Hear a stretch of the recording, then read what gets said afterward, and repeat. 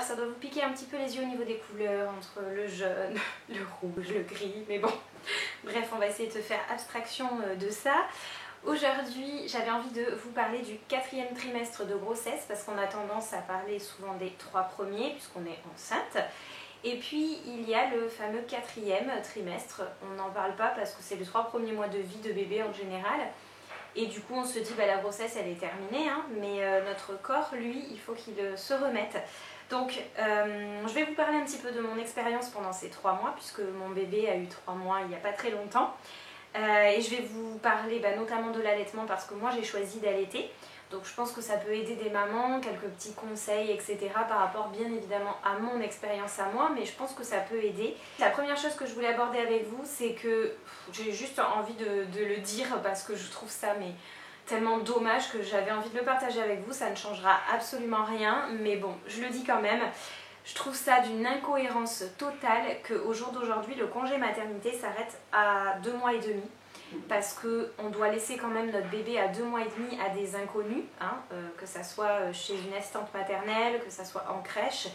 Et je trouve ça aberrant en fait que l'OMS quand même conseille d'allaiter son bébé jusqu'à 6 mois. C'est quand même minimum, hein, donc c'est quand même énorme. Sachant qu'on nous dit qu'à 2 mois et demi, il faut laisser notre bébé pour repartir travailler. Enfin, je trouve ça mais d'une incohérence totale. Bref, cette parenthèse est terminée. Je prends un petit carnet avec moi parce que j'ai noté plein de choses, ça fait quand même 3 mois. Petite anecdote, j'ai filmé cette vidéo la semaine dernière, qui devait sortir donc samedi dernier, mais elle n'est pas sortie parce que j'avais oublié pas mal de choses qui me semblaient essentielles. Donc je refilme cette vidéo. D'ailleurs, je sais pertinemment que j'ai été très absente et je voulais vous dire que je ne sais pas si dans l'année 2019, je vais pouvoir vraiment tenir le rythme vidéo par semaine, donc tous les samedis. Tout simplement parce que mon projet professionnel me prend énormément de temps. Je suis devenue auto-entrepreneur, donc c'est pas facile. Je suis à côté de ça très fatiguée parce que bien évidemment j'ai 2 enfants à gérer aussi. Tout le côté personnel à gérer en plus du professionnel. Donc des fois c'est pas évident, je trouve pas toujours le temps de filmer des vidéos. Donc j'espère que vous comprenez, mais moi le but de cette chaîne vraiment c'était de partager avec des personnes. Donc même si je ne tiens pas mon rythme, j'espère que pour autant vous ne serez pas déçus de ça. La première chose avec laquelle j'ai envie de commencer, c'est l'allaitement parce que c'est quelque chose qui pour moi s'est mis en place dès que mon bébé est né. Puisque si vous souhaitez allaiter, on vous propose en général dans la salle d'accouchement de faire une tétée de bienvenue. Ils appellent ça comme ça. Donc moi je l'ai faite, ça s'est très bien passé, mon bébé tétait correctement. Il se positionnait de la bonne façon au niveau de la bouche pour bien prendre le sein, etc. Je pense que ça m'a aidé un petit peu d'avoir ma première expérience avec mon fils qui s'est malheureusement pas bien terminée parce qu'au bout de 3 mois, on a arrêté l'allaitement alors que c'était pas du tout mon souhait, mais bon, bref. Donc là, avec ce petit dernier, je voulais absolument que ça se passe bien. J'ai tout mis en œuvre pour et je suis ravie parce qu'au jour d'aujourd'hui, j'allaite encore mon bébé. Et tout se passe merveilleusement bien, il prend du poids comme il faut, donc ça c'est super. Donc tout s'est très bien passé, mais si vous avez du mal à mettre bébé au sein, etc., il faut vraiment demander de l'aide, ne restez pas comme ça. Moi c'est ce qui s'est passé pour mon premier. Si vous êtes à l'aise, écoutez-vous. Vraiment pour moi le maître mot dans cette vidéo c'est écoutez-vous en tant que maman. Prenez bien évidemment les conseils des pédiatres, des sages-femmes qui connaissent aussi leur métier, mais dès que vous avez trouvé quelque chose qui vous convient, ne le lâchez pas. Une chose à laquelle vous devez vous attendre si vous souhaitez allaiter bébé, c'est que pendant les 3 premiers jours, moi à la maternité, ça a été très intense. Après ça s'est un petit peu estompé, mais c'était quand même un peu présent. Vous risquez de vous retrouver avec les fameuses tranchées. Alors c'est horrible comme nom, on est d'accord. Je ne sais même pas pourquoi ça porte ce nom. C'est tout simplement des contractions comme lorsque vous alliez accoucher, qui se passe vraiment au niveau de votre utérus pour que tout se remette en place correctement. Quand vous allaitez, au moment où vous allaitez, avec la succion de bébé, ça déclenche des contractions. Elles ne sont pas aussi intenses que lorsque vous allez accoucher, vous avez vraiment des contractions de travail, mais elles sont quand même assez intenses. Et moi j'ai été très surprise parce qu'on ne m'en a jamais parlé, je ne m'attendais absolument pas à ça.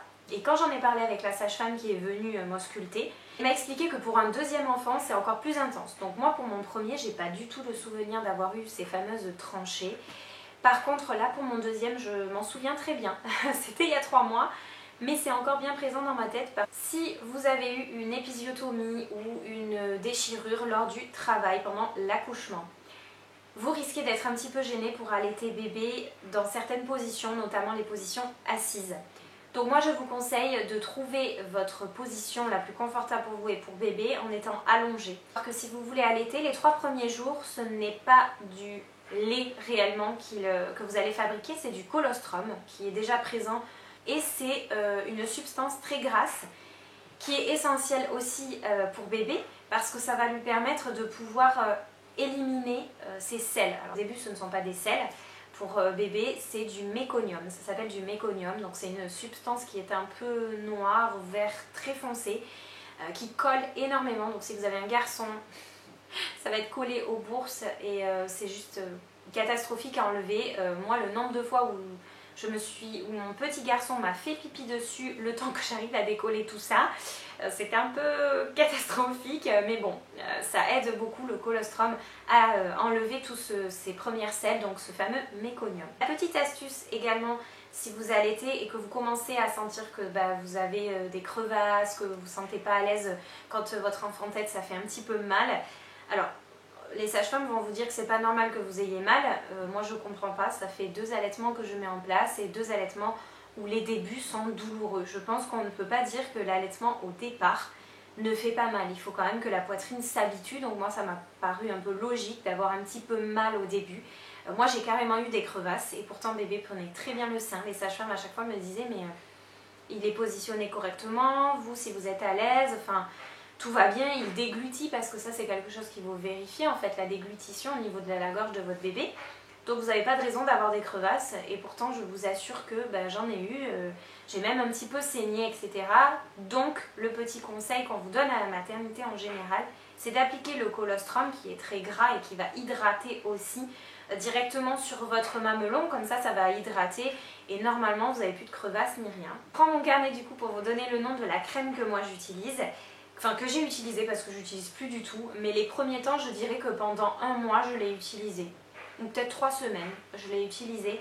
C'était la crème de la marque Medela, pur l'encens. Je vous mettrai une image juste ici que vous puissiez voir de quoi je suis en train de vous parler. À base de lanoline ou du lanolin en fait, c'est une substance qui est un peu jaunâtre. Ça ressemble un peu au colostrum en fait. J'ai utilisé des coussinets d'allaitement que j'utilise toujours d'ailleurs parce que j'en ai besoin. C'est quelque chose que je vous conseille d'avoir dès la maternité tout simplement parce que la montée de lait en général arrive vers le 3e jour et c'est quand on s'en va en général de la maternité. En tout cas moi où j'ai accouché c'est 3 jours et si on a une césarienne c'est 5 jours. Moi étant donné que j'ai accouché par voie basse, j'y suis restée que 3 jours et le dernier jour j'ai eu mes montées de lait. Les coussinets d'allaitement sont vraiment mes meilleurs amis parce que tout simplement pour pas me retrouver avec des vêtements avec du lait dessus, vraiment. Frottement, ça me faisait très mal en fait, le frottement des vêtements sur ma poitrine avec les petites crevasses que j'avais, etc. Donc pour moi c'était vraiment essentiel d'avoir une couche protectrice de crème pour éviter ce frottement et être beaucoup plus à l'aise. Donc j'ai acheté des coussinets d'allaitement. J'ai le fameux REF, donc je ne sais pas si vous connaissez, le réflexe d'éjection fort et que le lait sort mais assez rapidement. C'est pour ça que ça s'appelle un réflexe d'éjection fort parce que c'est assez rapide. Je l'ai eu dès que j'ai eu des montées de lait, donc dès le 3e jour et c'est toujours présent.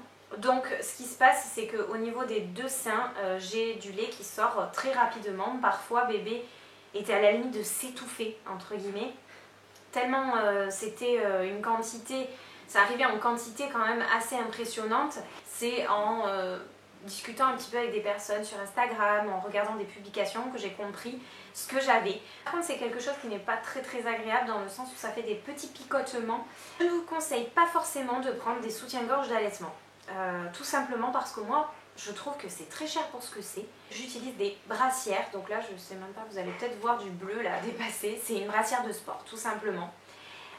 Et j'en utilise tous les jours, je suis beaucoup plus à l'aise avec ça. Donc si vous n'avez pas envie de mettre un gros budget dans des soutiens-gorge d'allaitement, prenez des brassières, on peut en trouver dans des grandes surfaces, vraiment pas cher du tout. Vous n'avez pas de t-shirt d'allaitement, etc. parce que moi c'est pareil, je trouve que c'est très compliqué de trouver des t-shirts d'allaitement ou alors c'est hors budget pour moi. Donc ce que je fais, comme là par exemple aujourd'hui, j'ai un débardeur juste en dessous. hop, voilà, un petit débardeur comme ça. Ça me permet de ne pas me retrouver avec le ventre à l'air. Au niveau du cododo, je voulais aborder le sujet parce que moi cette fois-ci je l'ai fait avec mon deuxième. Avec mon premier, on ne l'avait pas fait. On n'était pas du tout au courant de tout ça avec mon mari. On ne s'était pas vraiment posé la question. Parce que ça c'est vraiment suivant la personne et si elle est pour ou elle est contre en fait. Voilà, tout simplement. Donc je pense qu'on ne vous donnera pas forcément de conseils là-dessus. Par contre, l'OMS conseille de dormir dans la même pièce que bébé jusqu'à minimum c'est 6 mois. La maternité, j'ai senti que mon bébé il avait juste besoin d'être contre moi la nuit, de pouvoir être disponible pour lui donner à manger, l'allaiter en fait. Et pour moi c'était beaucoup moins fatigant aussi de devoir me lever, l'attraper du berceau. J'ai décidé de dormir avec lui. Donc lorsque je suis rentrée à la maison, c'est tout naturellement que j'ai dit à mon mari on va faire la même chose. Donc du coup on a fait du cododo pendant 2 semaines. Suite à quoi, autant lui que moi, enfin je dis lui, mon bébé, ce qui s'est passé c'est que nous on a un lit dans notre chambre que pour lui, que du coup je n'utilisais pas. Mais je pense que tous les deux, c'était le bon moment pour essayer parce qu'il commençait à espacer au niveau de la 3e semaine, à espacer cet été. Et là je me suis dit, bon c'est peut-être le bon moment pour essayer de te mettre dans ton lit et puis pour que moi je puisse dormir réellement. Parce que de le sentir à côté de moi, j'avais toujours cette peur de lui mettre un coup quand je me retournais, quand je me déplaçais un petit peu, j'essayais de m'installer autrement parce que j'avais mal. Enfin, j'avais toujours cette peur de lui faire mal en fait, ou de le réveiller alors que lui dormait super bien. Puis il dort encore dans ce lit-là, juste à côté de nous. Il est entouré par le coussin d'allaitement parce qu'il a besoin d'être contenu quand même dans une turbulette. Le gros point aussi que je voulais aborder avec vous dans cette vidéo, c'est le portage. Je suis une maman qui porte bébé depuis qu'il est né. Alors en réalité je l'ai porté pendant 9 mois quand même, quasiment pendant 8 mois et demi, mais je continue à le porter. Donc j'utilise 3 moyens de portage différents, de chez Je porte mon bébé qui n'existe plus sous ce nom là, ça existe toujours. C'est toujours la même chose, c'est juste qu'ils ont changé de nom. Maintenant il s'appelle Love Radius. Donc j'utilise 3 moyens de portage. La petite écharpe sans nœud que j'ai utilisée dès le début à la maternité, je l'avais dans ma valise. Donc j'ai le sling, aussi ça s'appelle le sling, que j'utilise quotidiennement depuis que je l'ai. La deuxième écharpe que j'utilise depuis que mon bébé a 2 mois à peu près, c'est l'écharpe originale, toujours de la même marque. Et la dernière chose depuis récemment, donc depuis les 3 mois de bébé, le porte-bébé avec le pack d'extension. Il faut le pack booster quand vous utilisez un porte-bébé de chez eux. Donc avec le porte-bébé, je le mets dans le dos et c'est beaucoup plus pratique. Et lui, il adore parce que du coup, il arrive à tout voir. Nous sommes une famille qui n'a pas de poussette. Voilà, ça peut paraître un peu bizarre. Mais cette fois-ci, contrairement à notre aîné, nous n'avons pas acheté de poussette et nous ne comptons pas en acheter. Maintenant, je vais garder mon petit calepin dans les mains parce que j'ai marqué quelques petits conseils, entre guillemets, des choses que moi, en tout cas, j'ai utilisées et que j'ai trouvé très pratiques. C'est les alaises qui sont jetables. Ça existe en pharmacie. Au début de la vie de bébé, on s'est aperçu qu'il avait peut-être des coliques. Parfois, il était gêné quand il tétait. Avant que les ressortent, il pleurait énormément. Donc on est allé voir un ostéo, ça s'est très bien passé, on a eu 2 séances et depuis, je suis très peu embêtée avec ça. Et d'une montre, vous avez le ventre de votre bébé et vous massez tout doucement, vous appuyez pas bien évidemment, mais vous effleurez ou vous mettez une toute petite pression vraiment assez légère dans le sens des aiguilles d'une montre. Ou alors vous regroupez bébé sur lui-même au niveau des jambes, vous croisez les pieds, vous regroupez. Et vous faites pareil, dans le sens des aiguilles d'une montre. En général, ça aide à masser un petit peu au niveau du ventre et ça peut vraiment faire du bien aux bébés qui ont des douleurs. Pour des mamans qui souhaitent allaiter, vous ne le savez peut-être pas, mais les selles de bébé, donc après le méconium, ne sont pas comme les selles des bébés qui ont des biberons de lait artificiel. Les selles peuvent être de couleur verte ou jaune, et généralement c'est jaune bouton d'or ou moutarde, un peu comme ça. La dernière chose que j'aborde avec vous, c'est au niveau des couches, puis des couches lavables. Il me tarde de les recevoir. J'ai vraiment envie de tester parce que je me dis quand même que bon, les couches jetables c'est très pratique, on est d'accord, mais c'est pas très économique, pas très écologique. Enfin, je ne jette pas réellement à la poubelle mon argent. Je vais acheter, je vais me faire un pack de couches lavables. Effectivement, ça va être un petit budget, c'est un petit budget là pour démarrer. Entre les inserts et les couches, nous on a pris des couches TE1, donc vraiment tout en un. J'ai juste à les mettre à la machine et je les réutilise. Contrairement à des couches jetables que je prends et que je jette et c'est terminé. Je ne pourrai plus les utiliser. On va voir ce que ça donne. Je vous en ferai une vidéo de toute façon. Cette vidéo est terminée, j'espère qu'elle vous aura plu. Je vous dis à bientôt pour de nouvelles vidéos.